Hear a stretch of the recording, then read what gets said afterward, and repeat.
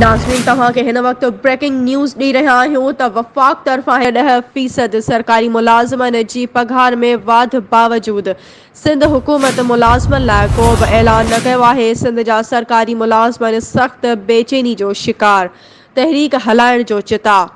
याद रहे त इमरान खान जे दौरे हुकूमत में 15% डिस्पेरिटी अलाउंस लॻाए मुलाज़िमनि जी पघार में इज़ाफ़ो कयो वियो हो, जंहिंजी हिदायत तमामु सूबनि खे पिणु ॾिनी वई हुई। उन दौरान बि सिंध हुकूमत सिंध जी सरकारी मुलाज़िमनि जी पघार में वाधि न कई हुई। जॾहिं त गुज़िरियल ॾींहुं वज़ीर आज़म शहबाज शरीफ़ तरफ़ां 10% पघार में इज़ाफ़े जो ऐलान कयो आहे, जंहिं ते बि सिंध हुकूमत जी ख़ामोशी ते सिंध जा सरकारी मुलाज़िम बेचैनी जो शिकार आहिनि। याद रहे त मुल्क में सिंध खां अलावा ॿियनि सूबनि में पुलिस जे अहलकारनि जा ग्रेड वधाया विया आहिनि, पर सिंध पुलिस अहलकारनि जा ग्रेड हिन वक़्त ताईं साॻिया आहिनि, जंहिं सबबि सिंध पुलिस में शदीद बेचैनी आहे।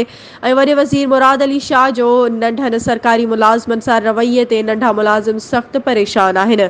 सख़्त महांगाई सबबि सिंध जी सरकारी मुलाज़िमनि पाकिस्तान पीपल्स पार्टी जे चेयरमैन बिलावल भुट्टो ज़रदारी, आसिफ अली ज़रदारी ऐं वॾे वज़ीर मुराद अली शाह खां भरपूर मुतालबो कयो आहे त सिंध जे मुलाज़िमनि जो 25% पघारूं वधाए ईद जो तोहफ़ो ॾिनो वञे। ॿी सूरत में ऑल सिंध जा मुलाज़िम तहरीक हलाइण जो ऐलान कंदा।